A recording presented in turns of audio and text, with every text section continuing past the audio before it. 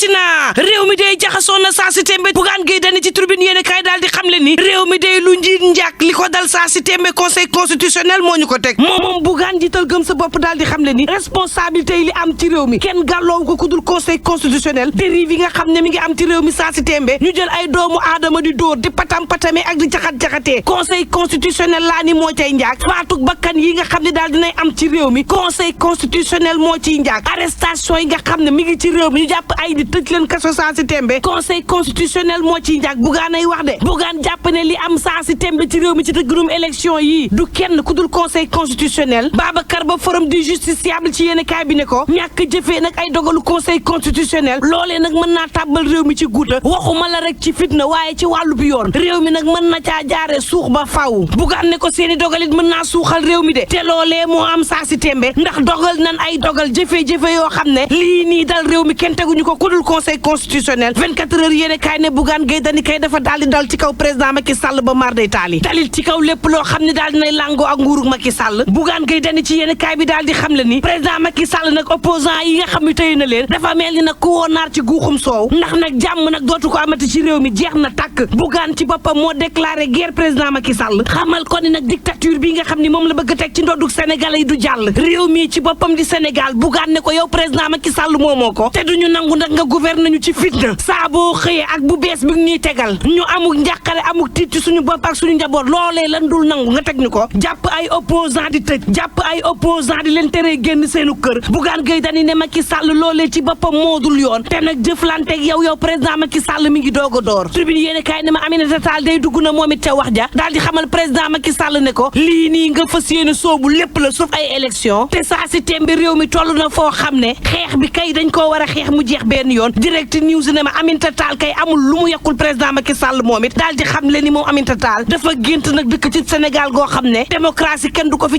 caxat-caxatee jàmm ak dal mooy am ci réew mi waaye saa si tembe lii am ci réew mi tëggum élection boo xam ne xaaju li say am beneen xaaj ba toog lii de mënees na ko tuddee lépp ba mu des ay élection Aminata Tall ne dictature baa nga tàmbalee ca nañu defaree liste ndax nag base baa war a defar waaye du ka ca combaxtalu immeuble ba coow li mooy Macky Sall ci boppam moo waajul sax ngir gàntal daal di dàq yi la élection laataa lool tribune yéene kaay daal di may xamal ne ña ngay tëji opposant ci réewum Sénégal ab manifeste non autorisé lañ leen jàppee waaye kam provoqué ab attroupement boo xam ne ak itam trouble à l'ordre public lii daal dinay tax yéene kaay des médias bi ne ma El Hadji Ahmed Aïdara Déthié Fall Mame Diarra Fam daal dinañ leen di yóbbu nag ca kaso ba direct news daal di ne ma lii nag ci réewum Sénégal kese la am ñu jël ay complice daal di arrêté commanditaires yi nga xam ne nag ñoo sàkk woon marché bi am ñu daal di leen di bàyyi seeni kër Déthié Fall Mame Diarra Fam ñu war leen a atte nag flagrant délit àllarba ji El Hadji Ahmed Aïdara war a janoo ak juge bi aljuma ji Guy Marius Sagna daal di am retour de parquet direct news ne ma logique bi nag moom moo di lan moo tax nag ñu jàpp ñii bàyyi ña nga xam ne nag ñoo nekkoon ca mbir ma ba muy metti ndax gaa yi nga xam ne sooke woon nañ manifestation bi ñi ngi doxi seen soxla nice ñeneen ñi nga xam ne nag daanaka seen yoon bëriwu ci ñu daal di leen di jàpp lan moo tax nag justice su réewum Sénégal mënta xool jëmale ca Ousmane Sonko direct news daal di xamle ba tey ne mbaadu Sénégal nag ab yoonam di justice bi dafa am ab segg waaye tam mbaadu Sénégal sunu njiit yi dañoo ragal Ousmane Sonko su aanema loo ci mënti déggit gaaye ci boppam daal dinañ leen di yóbbu ci kasoog sébi kotaan bi ci manifeste lañ leen jàppee tëj leen ci loo xam ne jaarul yoon le témoin yéene kaay ne Sénégal njaaye ngii de caxat-caxatee ay opposant jagat-jagatee daal di yóbbu ci kaso yeewi askan wi ne duñ ko bàyyee noonu day yomb tribune yéene kaay ne waaye yeewi kay tànqal président Macky Sall la ñu fas yéene dooree ko àllarba nee ñu ay kubéeru cin ku ko am tëggal 20 heures tànqal président Macky Sall source aanema rax ci dolli nee ñu beneen marché dañ koy amal ñaar fukki fan ak juróom ñeent ci weer bi Ousmane Sonko ne maa koy jiite de Macky Sall mënta fexe ba du ma génn sama kër amal marché bi ñu may jàpp ak ñu may faagaagal laa ci yemale faw ma génn nag ñaxtu li ne sama dënn bii ma jëmale ko ci président Macky Sall le témoin yéene kaay ne ma xalif général des Tidianes Serigne Babacar Sy Mansour day ma ngay sàkku responsabilité ñu daal di koy amal ci marché yi waaye tam waxtaan am diggante opposition ak nguur gi étudiants yi moom ni ki démb yéene kaay bi daal di may xamal ne tàggatu nañu nag ci casserole yi élèves yi sigi coor yi moom ne ñu njàng amatul marché rek Aminata Tall daal di dugg ci fipp gi mel ni kuy jàppale l'opposition bi Birahim Seck bu forum civil ci yéene kaay bi daal di xamal ne mandat de dépôt yi nga xam ne defal nañ ko Déthié Fall defal ko El Hadji Ahmed Aïdara defal ko Mame Diarra Fam xel ci boppam moo ko nanguwul analyste politique yépp nag joxoñ baaraamu tuuma nguuru Sénégal jàpp ni saa si tembe ñi ngi dugal réew mi ci guuta goo xam ni maar day taali Macky Sall na wàññeeku l'observateur mel ni kuraan ma déet moom président Macky Sall bu wàññeekoo du baax ci réewum Sénégal de ndax mbir mi ci boppam dafa àndoon ak buruxlu Déthié Fall El Hadji Ahmed Aïdara Mame Diarra Fam ak fukk yoo xam ne nii bokk nañu ci sécurité bu Ousmane Sonko yóbbu nañ leen mandat de dépôt war leen àtte nag ci flagrant délit waaye yéen kaay bi ne ma am na ca fukk yoo xam ne boo moytul seen giir dund duñu génn ci kaso bi ndax nag ci manifestation bi la ñu bokkoon te loi bi nga xam ne jagleel nañ ko terrorisme nag moo dal seen kaw l'observateur ne ma ñooñee dañoo buruxlu ci mbir mi ñu duppee leen ay force spéciale police bi nag gannaaw enquête am daal di xamle ni ñii dañoo bëggoon attaquer centrale électrique ba nekk ci Cap des Biches lépp loo xam ne nasaraan si ñoo ko moom ñu daal di koy attaquer waaye tam ña nga xam ne ñooy autorité ci nguur gi bëggoon nañu attaquer seeni kër te l'observateur ne ma coow li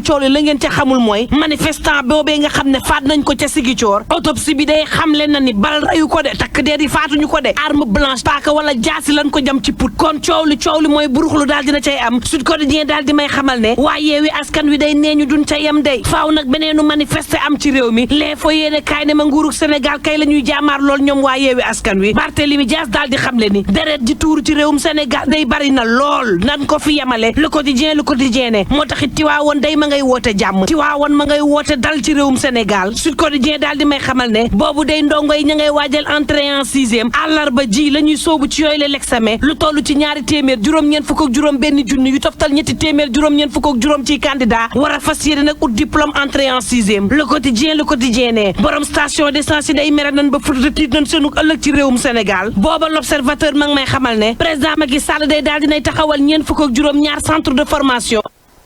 ci téeméeri milliards de francs CFA war a tàggat nag ndaw ñi yéene kaay bi daal di may xamal ni fii ci réewum Sénégal ñi nga xam ne daal dina ñuy wan lor bu doon téeméer la fukk ak juróom benn ya duñ ko imbi ndax dañuy avorté libération yéene kaay ne ma coow li ëpp solo ci réewum Sénégal mooy daal ñu daal di saytu suñu doom yi ndax fan yi sàccub xale yi ci boppam daal dina yënguwaat ñaar ci xale daal dina leen di sàccee diggante Tëngéej ak diwaanu Pikine gaa yaa ngi dof lu di sàcc xale yi ngeen bàyyi ko xel te ngeen yendoog jàmm mbokk yi doxalinu président Macky Sall ndax nag doxalinu buur ba noppi di bummi te nag ak jëfinam lu dul politique lalu ko ndax bëggum nguur loolee dafay nasaxal sunu démocratie démb la ko xam ne si genn taskatu xibaar yi ñu ànd Cheikh Mouhamed Diop Babacar Mar su gëm sa bopp ci ab janagooy taskatu xibaar yi ñaawlu na doxalinu njiitu réew mi moom président de la république ci lu njëkk teg loxo gi mu teg loxo ñenn ci ku jëkk politique bi te tegu ko fenn ci manifestation yu weesu. Sénégal wékkoon na ci ñoom espoir ñu loolu tey tabbi na géej benn nit moo ko waral mooy président Macky Sall li ko waral mooy dafa am ay liberté yoo xam ne constitution bu Sénégal daf ko garantir bokk na ci ñaxtu bokk na ci def marche et loolu ni ko ñëpp xamee régime déclaratif la mais dem nañu ba tey li waroon nekk exception moom la Macky Sall jël def ko yat di ko dóori nit ñi mooy lan mooy interdiction ànd ci avec une administration. président Bougane Gueye di woowaat askan wi yëpp ci ñu bokk ci xeex bi ngir jëlee Sénégal ci loxo yu mu nekk loxo yoo xam ne kane ca bopp ba mi ngi gàkkal démocratie di xañ nit ñi itam seen ay liberté. li xew ci week-end bi gàcce la pour Sénégal ak képp ku mu mën a doon ak foo mën a féete gàcce la pourquoi parce que dañu mus a nekk étoile ci wàllu démocratie. jiitalu gëm sa bopp di fàttali ne réew mi priorité yaa ngi feneen ndax dund bi metti nit loolee képp war na ko mën a doy liggéey mu ne moom président Macky Sall que muy nekk di jàmbaarloo ku jee politique gi. ñun waa gëm sa bopp ñu ngi féete avec la population ñu ngi féete ak askan wi te askan wi li mu wax mooy nañu respecter état de droit nañu jox kenn ku nekk àqam waaye booloo ngir mun a jàkkaarloo ak kii fi nekk mu di le président Macky Sall. alors coalition gëm sa bopp doon amal ndaje démb ngir situer les responsabilités nee nañu lu njiit njaak nañ jàpp ne koy conseil constitutionnel bi moom moo di njaak. waaw c'est un homme politique qui se définit dans l'opposition sañ-sañ la ci njiital gëm sa bopp mu wax liñ naan dem ci même cadre que yeneen membres yu opposition yi c'est tout à fait normal mu taxaw ñaxtu wax li mu ci xalaat te boo déggee waxam mooy population bi la ñuy nekkal population bi la ñuy xeexal population bi moo ñu tax a jóg c'est normal c'est un opposant mais lu jëm ci wàllu ñu téye xam lu may nuróol gis na coowal titulaire ak suppléant loolu lay nuróol suppléant nga téye bàyyi titulaire bu dee tu es conséquent avec toi-même procureur boobu ñuy organiser yomb naa xam ndax seen kayit la ñu yóbbu liñ naan régime déclaratif boobu dañoo dem pour déclarer ni fële ca préfecture man Déthié Fall man Khalifa Ababacar Sall maam Cheikh Tidiane Youm ñoo bëgg amal manifestation ba sàngam di sàkku ngeen sécuriser ñu suñuy manifestation bërëb sàngam lañ ko bëgg a defee waxtu nangam ba waxtu nangam mais ñooy titulaire suppléants yi ñu jàpp nga xam ne dañoo génn seen kër la moo tax bàyyiwuñu Sonko génn këram dem ci yoon bi ñu jàpp ko lan moo tax bàyyiwuñu Khalifa Sall génn këram ci yoon bi nañ def Déthié Fall ñu jàpp ko li ñu def Mame Diarra Fam def ko Ahmed Aïdara def ko nu ñu koy weeti Déthié Fall def ko yenn ci ay militants ay manifestants ñoo xamee ne àgguñu ca place ba si la justice ou en tout cas kii di ministère public xaw naa conséquent lu mu doon def bu doon liñ naan dëggu ci li muy def titulaires yi lay jëli waaye du jëli suppléants yi titulaires yi lay dem seet ñu jàpp leen waaye du jaar ci ay suppléants yoo xamee ni ñu ngi leen naan Ahmed Aïdara demul woon pour dem manifestation dafa génn pour dem liggéey est-ce que kooku bokk na ci manifestation non gis na réew boo bëggee mu am jàmm dañ naan da ngay yemale ñëpp mais tamit da ngay def loo xam ne mooy yoon def li yoon mooy diw de dafa bëggee manifester waaye bërëb sàngam dama ne tey manifestation amu fa amuñu sañ-sañ def fa manifestation mais xaar ko ci yoon bi nuñ ko mën a waxee waaye ñii di titulaires yi bu dee on est conséquent nañu seeti titulaires yi te bàyyi suppléants yi leer na ñu ànd ak Fatou Laye Mbaye Diop bi la yoon ma nga xam ne moo teewoon janoo ga nga xam ne gérant station yu maa ngi laa fay le maire tey alhamdulilah waaw jam ñaajo waaw ñu ngi si jàmm ñu ngi si jàmm bu baax waaw ñoom tamit discours changement ñoom changement la ñu woot moom foofu changé na parce que guy yëpp def nañ koy immeuble sama waa ji ay gracier jam ñaajo dara changé wu waaw moom foofu moom wax fa dëgg xam nga dafa dëkk ci biir dëkk sa sóoraale woo beneen dëkk ba xaaj dëkk ba ñaar wallaay loolu amul sens de franchement ko ci waroon nañ sóoraale jam ñaajo village mais dañoo ñëw xaaj jam ñaajo village def fee beneen jam ñaajo ville infrastructure yëpp ñu boole ko fa jam ñaajo village amul dara amul assainissement amu fa ndox amu fa courant sama waa ji dégg ngeen ci ko ci réew du doxee noonu waaye ñu waxtaane ko transfert bu Sadio Mané ca lan loo bind nii waaw Bavière man Bayern Munich Bayern waaw xam nga nag man wax de man moom il faut nga may leeral bu baax nag visite médicale jot na ko def ko noppi non tey nag la fas yéene def waaw tey la fas yéene def nag visite médicale am foofu ca Bayern Munich ba ci noppee nag dina signé ab contrat wu 3 ans Sadio Mané sax si ay information jàpp nañu kon suba lañ ko nag war a présenté lii di supporters yu waa Bayern Munich contrat bi nag tey jërë bu ñu ko estimé transfert bi toll na ci 32 millions d'euros lan moo nag ëmb loolu yëpp ci leeral dañ ci ànd ak Soxna Fall. ñu koy xaarandi ci talaata ji ci Munich ngir mu amal li ñu dippee visite médicale bi wax nañu ne dina rek signé contrat bu ñetti at Sadio Mané ñu bëgg ko présenté ci àllarba ji ci Allianz Arena Bayern de Munich di club bi gën a titré ci Allemagne accepté fay 32 millions d'euros mu di ñaar fukk ak benn milliard ci CFA ak juróom benn million d'euros yoo xam ne toll na ci 4 milliards ngir rek am champion d'Afrique bi lee di Sadio Mané ancien attaquant bu RFC war a laal salaire bu toll ci 1,15 million d'euros mu di 753 millions ci CFA par mois ca Bayern mu ëpp li mu doon am foofee ca Liverpool tolloon ci 500 000 euros mu di 327 millions ci francs CFA ci weer bu nekk ci ñetti année contrat yi mu mën ko defal 13,8 millions d'euros ci at mi mu di 9 milliards ak tamit 41,4 millions d'euros mu jege lool 27 milliards ba 2025 Bayern de Munich nag xalal Sadio Mané yoon bi finaliste malheureux bu Ligue des champions bi la ñu génn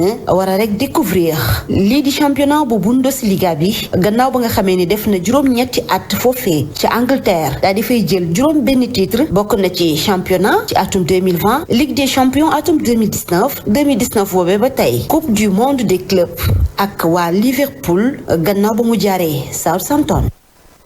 jaajëf soxna Fall ñu waxtaane bi la yoon coupe du Sénégal Casa Sport nee na mobilisation bi mag la na ma amal dimanche. waaw dimanche nag lañu fas yéene amal 61e édition coupe du Sénégal foofu ci stade Lat Dior bu Thiès naam sax ni nag ci stade Maître Abdoulaye Wade la ñu ko jàppee woon waaye nag ñu gis ne kon pelouse bi dafa am ci yenn ay jafe-jafe li ni mel sax ne mekkoon nañ ko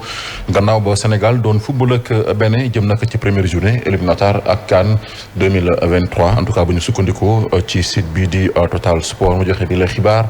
gis na ne daal moo tax nag ñu jël boobu le nag jogante waroon dox ci diggante Casa Sport ak ñi di waa étoile bu Lusitana jëm ci coupe bu Sénégal ñu dàq ko yóbbu ko si stade Lat Dior bu Thiès kon ni ki dimanche lay doon ni ki sànq sax jot nañ teewlu nag kii di Siaka Badian nekk secrétaire général bu club bu Ziguinchor bi di nag Casa Sport en tout cas ñoom seen mbébét mooy def seen kéem kattan ba nag def mobilisation bu mucc ayib ngir nag mën a réaliser double bi gannaaw muñ jëlee lii di championnat bi kon seen mbébét mooy conserver lii di coupe du Sénégal bi nga xam ne ci atum 2021 ñoom ñoo yoroon raaya gi muy Casa Sport. te ñu waxtaanee kickboxing ak nag discipline associée yi fédération bi ña nga woon ca Kër Massar. waaw ca Kër Massar nag lañ leen amal ab gala lépp rek ngir gën a mën a nag jëmmal boobule discipline permettre nag ndaw ñu koy pratiquer ñoom nag ñu gën cee mën a gis seen bopp jigéen ñi tamit ñu représenté leen bu baax a baax ci lu jëm ci wàllum kickboxing dañ ci teewlu Yaya Diop moom moo nekk vice président bu fédération sénégalaise bu kickboxing ak discipline associée. ñun kickboxing moom